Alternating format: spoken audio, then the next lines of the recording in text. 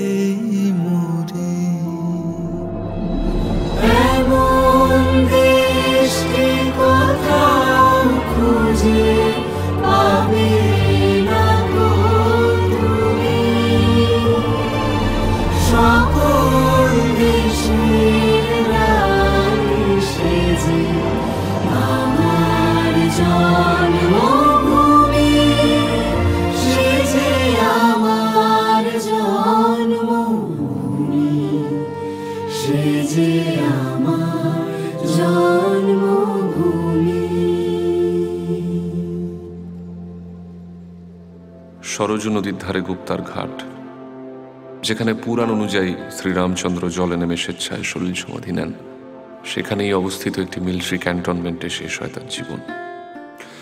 খুব স্বাভাবিকভাবেই প্রশ্ন ওঠে যে একজন সাধারণ সন্ন্যাসী শেষকৃত্য একটি মিলিটারি এরিয়াতে হয় কিভাবে? সাধারণ সন্ন্যাসী কি বলছেন? ভিয়েতনাম ওয়ার, বাংলাদেশ ওয়ার, এসব বড় বড় যুদ্ধে আর্মিকে অ্যাডভাইস দিতেন। উনি তো মহাপুরুষ ছিলেন। যত সব ঠপ্পা জোচ্চোর। দেখুন পালবাবু, যদিও ওনার প্রচুর বক্তব্যে পাওয়া অনেক সামরিক তথ্য কোনো সিভিলিয়ানের পক্ষে জানা সম্ভব ছিল না, তবু আমি মনে করি উনি এমন অনেক কিছু ক্লেম করেছিলেন যা অসঙ্গতিপূর্ণ, অবিশ্বাসযোগ্য, অতিরঞ্জিত, হয়তো ডিলিউশনাল এবং হ্যালুসিনেটরি পর্যন্ত। এবং হয়তো তার কারণ ছিল রাশিয়াতে হওয়া টর্চারের ফলে post traumatic stress disorder.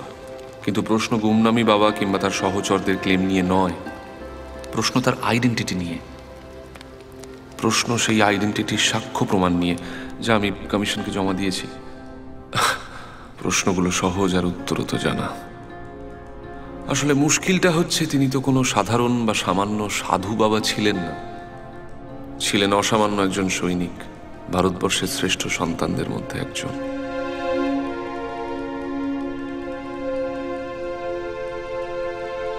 Is that all, Mr. Dhar? হ্যাঁ, নাকি আপনার রিসার্চ থেকে আর কিছু পেয়েছেন? হ্যাঁ হ্যাঁ মিলর্ড, পেয়েছি মিলর্ড।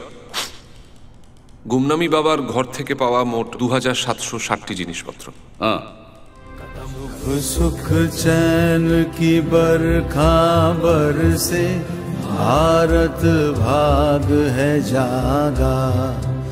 पंजाब सिंध गुजरात मराठा, द्राविड़ उत्कल बंगा।